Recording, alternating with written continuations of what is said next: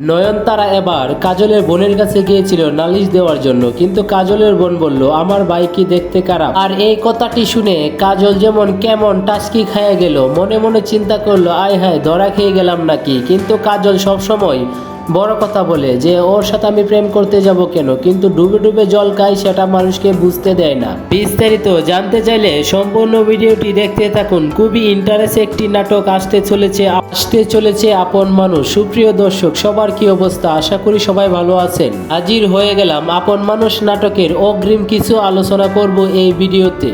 Channel I নিবেদিত আপন মানুষ আগামী 27তম পর্বের অগ্রিম কিছু আলোচনা করব এই ভিডিওতে। আমি পর্বতে দেখতে পারবেন কাজলের বোন নয়নতারাকে যে কথাটি বলেছিল, কিন্তু নয়নতারা মনে মনে ঠিকই অনেক আনন্দ পাবে আর বলবে যে সবাই তো রাজি।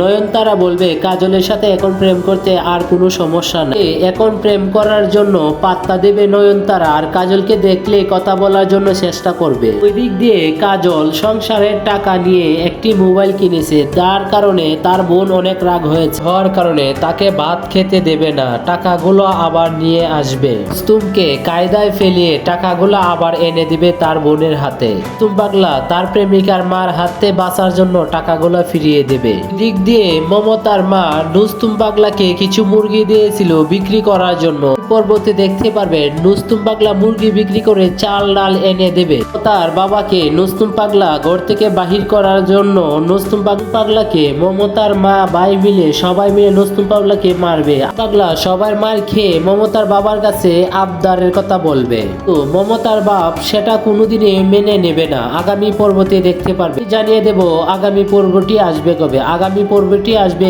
ইউটিউব চ্যানেল আয়ে 19 তারিখ রাত 9টার দিকে আসবে ইউটিউব চ্যানেল আয়ে।